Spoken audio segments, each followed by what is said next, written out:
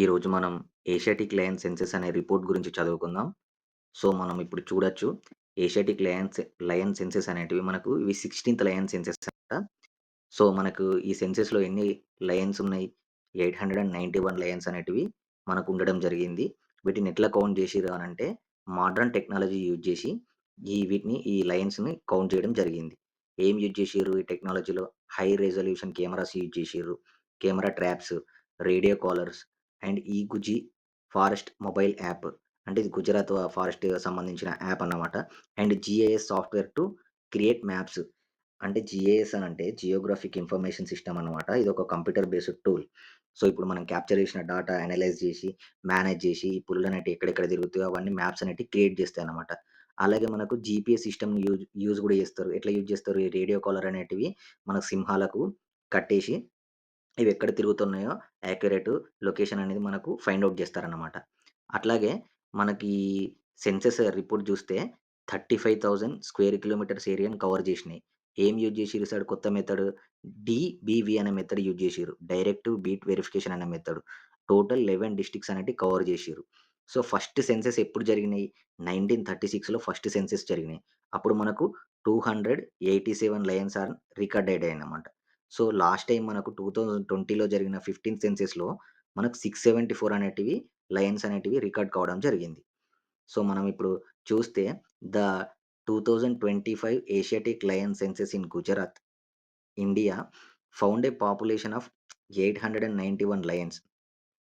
ఇదెంత 32.2% increase from previous record అన్నమాట. So, మనకు 2020లో కండక్ట్ చేసిన 15థ్ సెన్సస్ ఏవైతే ఉన్నాయో, అక్కడ మనకు 674 లయన్స్ అనేటివి రికార్డ్ కావడం జరిగింది. దాంతో దీన్ని కంపేర్ చేస్తే మనకు ఎంత పర్సెంట్ పెరిగింది? 32.2% పెరిగి 891 లయన్స్ అనేటివి రికార్డ్ కావడం జరిగింది. So, and growth both protected areas now satellite region with 44.22% of population now living outside of the traditional habitats. So, మనకైతే ఈ పెరిగిన పాపులేషన్‌లో 44.4% అనేది 44% అనేది ఔట్‌సైడ్ ఆఫ్ ద హాబిటేట్స్‌లోనే మనకు రికార్డ్ కావడం జరిగింది. మనకు ఇంతకుముందు నేచురల్ హ్యాబిటేట్‌గా గిర్ నేషనల్ పార్క్ గాని, గిర్ ల్యాండ్‌స్కేప్స్ గాని ఉంటుండేనమాట. సో, ఇవి మనకు ఎక్కువగా 44.2% పాపులేషన్ అనేది outside of traditional protected habitats అనంటే గిర్ గాకుండా బయటకొచ్చేసి మనకు కొత్తగా new areas like new areas like Barda wildlife sanctuary, Jetpur and Babra Jasdan అనే ఏరియాలో మనకు లొకేట్ కావడం జరిగింది. డిస్ట్రిక్ట్ వైస్ పాపులేషన్ చూస్తే Amreli reported the highest population with 339 lions and Gir Somnath 222 lions. Junagadh had 191 lions. So, మనకు ఇవనేవి total population 891 Asiatic lions, a 32.2 increased from the 674 in 2020 population distribution. So, మన 15థ్ సెన్సస్ కన్నా 32.2% అనేది ఇంక్రీజ్ అయింది. సో, ఇప్పుడెంతుంది మన కౌంట్ అంటే 891 అనేది ఉంది. ఇవి ప్రొటెక్టెడ్ ఏరియాస్‌లో కంటే నాన్ ప్రొటెక్టెడ్ ఏరియాస్‌లో కొత్త ఏరియాస్‌లోనే ఎక్కువగా గ్రోత్ కావడం జరిగింది. సో, దీనివల్ల ఏమైతదంటే animal and wildlife conflict అనేది జరుగుతదన్నమాట. హ్యూమన్ వైల్డ్ లైఫ్ కాన్ఫ్లిక్ట్ జరుగుతది. హ్యూమన్ వైల్డ్ లైఫ్ కాన్ఫ్లిక్ట్ అంటే ఏంటిదనంటే, అసలు కాన్ఫ్లిక్ట్ అంటే ఏంటిది అనంటే క్లాష్ అన్నమాట. సో, ఇవి బయటికి రావడం వల్ల హ్యూమన్‌కి వీటికి మధ్యల గొడవలు జరుగుతాయి. అంటే క్లాషెస్ జరుగుతాయి. ఇవొచ్చి హ్యూమన్స్ పంటలు, పొలాలు నాశనం చేయడం గావచ్చు, లేకపోతే వాళ్ళు పెంచుకున్న జంతువుల పైన దాడి చేయడం గావచ్చు, వాళ్ళపైన దాడి చేయడం గావచ్చు, ఇట్లాంటియన్నీ జరుగుతా ఉంటాయన్నమాట. మరి హ్యూమన్స్ ఊకుంటారా? వాళ్ళు గూడా తిరిగి దాడి చేయడం, వాటిని చంపడం గావచ్చు, వాటి హ్యాబిటేట్స్‌ను కొలాప్స్ జేయడం గావచ్చు, ఇట్లాంటివన్నీ జరుగుతా ఉంటాయన్నమాట. సో, ఇది థ్రెటన్డ్ అన్నమాట. ఇది హ్యూమన్ అండ్ యానిమల్ కాన్ఫ్లిక్ట్ అనేది మనకు తక్కువుండాలి. మనకట్లా ఆ కాన్ఫ్లిక్ట్ అనేది తక్కువుంటేనే ఎవరి జాగాలో వాళ్ళు పీస్‌ఫుల్‌గా బ్రతకడం జరుగుతుంది. సో, వాళ్ళు మన ప్లేస్‌లోకొచ్చినా, మనం వాటి ప్లేస్‌లోకెళ్ళినా ఇద్దరికీ ప్రమాదమన్నమాట. సో, మనకు లయన్‌లనేది ప్రొటెక్ట్ జేయడానికి ప్రాజెక్ట్ లయన్ అనే ఒక మనం ప్రోగ్రామ్ అనేది తీసుకురావడం జరిగింది. ఈ ప్రాజెక్ట్ లయన్ అనేది ఎప్పుడు తీసుకొచ్చామంటే 2020లో project lion is a long term initiative aimed at securing the future of Asiatic lions by creating sustainable environment that enhances the overall health of their ecosystem. So, మనకి project lion అనే 2020 programme ద్వారా future ఫ్యూచర్‌లో మనకి Asiatic లయన్స్‌ని protect జేయడం, అలాగే వాటికి ఒక peaceful environment create జేయడం అండ్ వాటి చుట్టూ పరిసర ప్రాంతాలనేది వాటి నివాస యోగ్యంగా అంటే వాటికి పీస్‌ఫుల్ అనే హెల్తీ ఎకోసిస్టమ్ అనేది ఒకటి ఏర్పాటు చేయడం. దీని యొక్క ముఖ్య లక్షణం అన్నమాట. So the project being implemented in Gir landscapes in Gujarat focuses on habitat improvement, the uses of advanced technologies such as radio collaring and camera traps for monitoring, and the mitigation of human wildlife conflict. So ఈ ప్రాజెక్ట్‌లో భాగంగా వీటికి advance technology అని use జేసి, ఇదే చెప్పిన ఇంతకుముందు human wild life కాన్ఫ్లిక్ట్‌ని తగ్గించడానికి and వీటిని ప్రొటెక్ట్ జేయడానికి అండ్ వీటి హ్యాబిటేట్స్ అనేటివి కాపాడడానికి, వీటికి హెల్తీ ఎన్విరాన్మెంట్ క్రియేట్ జేయడానికి, ఇవి ఫ్యూచర్‌లో ఎక్స్‌టెంట్ గాకుండా వీటిని ప్రొటెక్ట్ జేయడానికి, ఈ తీసుకొచ్చిన ఒక ప్రోగ్రామ్ ఏంటిది అనంటే గిట్ల ప్రాజెక్ట్ లయన్ అనేదన్నమాట. అలాగే సో, ఇప్పుడు లయన్ కన్జర్వేషన్ స్టేటస్ అనేది జూద్దాం. అసలు కన్జర్వేషన్ అంటే ఏంటిది? కన్జర్వేషన్ అంటే వీటిని పరిరక్షించడం అంట. వీటిని రక్షించడం అన్నమాట. సో, వీటిని రక్షించే దాంట్లో IUCN international union of conservation nature అనే ప్రోగ్రామ్ ఉంటదన్నమాట. సో, దాంట్లో ఇవి ఎక్కడ లిస్ట్ అయ్యి ఉన్నాయంటే ఎండేంజర్ స్పీషీస్‌లో లిస్ట్ అయ్యి ఉన్నాయి.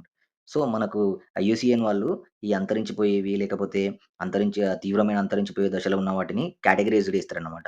సో, దాంట్లో 3 మెయిన్ కేటగరీస్ ఉంటాయి. Vulnerable, endangered and critically endangered అనేటి ఈ 3 టైప్స్ ఉంటాయన్నమాట. వల్నరబుల్ అంటే మామూలుగా ఏవైతే ఇప్పుడు కొంచెం ఆహ్, కొంచెం ఎక్కువ ప్రమాదంలో ఉన్నాయో వాటిని వల్నరబుల్ అని అంటారు. అంటే తీవ్రమైన అంతరించిపోయే ప్రమాదం ఉన్నాయనుకో వాటిని ఎండేంజర్ స్పీసీస్ అని అంటారు. అసలు ఇంకా అట్లా గాకుండా అసలు మొత్తమే అసలు ఇంకా ఒక 20, 30 లేకపోతే ఒక 5 ఇయర్స్‌లో అంతరించిపోతాయి అనేది క్రిటికల్లీ ఎండేంజర్డ్ స్పీసెస్‌లో మనకు కేటగరైజ్ అయ్యి ఉంటాయి. సో, మనకి ఏషియాటిక్ లయన్స్ అనేటివి ఎక్కడ లిస్ట్ అయ్యి ఉన్నాయి ఐయూసీఎన్‌లో ఎండేంజర్డ్ స్పీసెస్‌లో మనకు లిస్ట్ అయ్యి ఉన్నాయి. అలాగే సిటీస్ అని ఒక ప్రోగ్రామ్ ఉంటది. సిటీస్ అని అంటే ఏంటిదనంటే convention on international trade in endangered species. So, CITES అనే ప్రోగ్రామ్ మెయిన్ ఉద్దేశ్యం ఏంటిది అనంటే, మనకేవైతే ఎండేంజర్డ్ స్పీసెస్ అనంటే అంతరించిపోయే దశలో ఉన్న స్పీసెస్ అయితే ఏవైతే ఉంటాయో, వాటిని ట్రేడ్ చేయడం అనేది బ్యాన్ చేస్తదనమాట. ఈ సిటీస్ నెట్‌వర్క్ అనేది through all over the world ఉండి, మనకు ఈ అంతరించిపోయే స్పీసెస్ యొక్క ట్రేడ్ అనేది మనకు దీన్ని నిర్మూలించుతదనమాట. సో, దీన్ని మనకు అడ్డుకుంటది.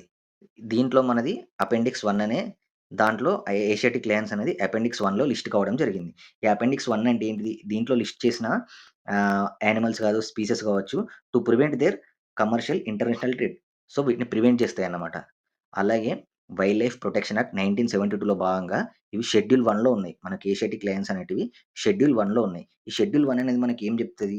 ఈ షెడ్యూల్ 1 అనేది the list is extents extensive and covers many critically endangered species. So, ఈ లిస్ట్ అనేది ఏం చెప్తదనంటే, మనకు ఎక్కువ ఎండేంజర్ స్పీసీస్ ఏవైతే ఉన్నాయో వాటిని కవర్ చేస్తాయి. ఈ లిస్ట్‌లో ఉన్న జంతువులకు మనం హార్మ్ చేసినా, వాటిని లేకపోతే మనం హంట్ చేసినా, మనకు చాలా అఫెన్సెస్ అనేటివి మనం ఎదుర్కోవాల్సొస్తదనమాట. ఫర్ ఎగ్జాంపుల్ ఏంటిది, మామూలుగా వీటిని మనం హంట్ చేసినామనుకో, మనకు స్ట్రిక్ట్ పెనాల్టీ పడే అవకాశం ఉన్నది. అలాగే మనకు ప్రొహిబిషన్ ఆఫ్ హంటింగ్ వీటిని వేటాడడం నిషేధం.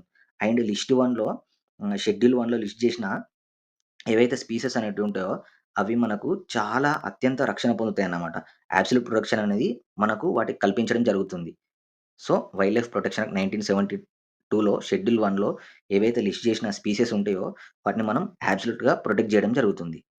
అండ్ అలాగే మనకు లయన్‌తో పాటు లయన్ లాంటి బిగ్ క్యాట్స్ ఉంటాయి గదా! మామూలుగా 7 బిగ్ క్యాట్స్ స్పీసీస్ అనేటి 7 బిగ్ క్యాట్ స్పీసెస్ అనేటివి ఉంటాయన్నమాట. ఏంటి లయన్ గావచ్చు, టైగర్ గావచ్చు, చీతా గావచ్చు, అండ్ జాగ్వార్ గావచ్చు, స్నో లెపర్డ్ గావచ్చు, లెపర్డ్ గావచ్చు, ప్యూమా గావచ్చు, ఇట్లాంటియన్ని 7 స్పీసీస్ అనేటివి ఉంటాయన్నమాట. Big cat species.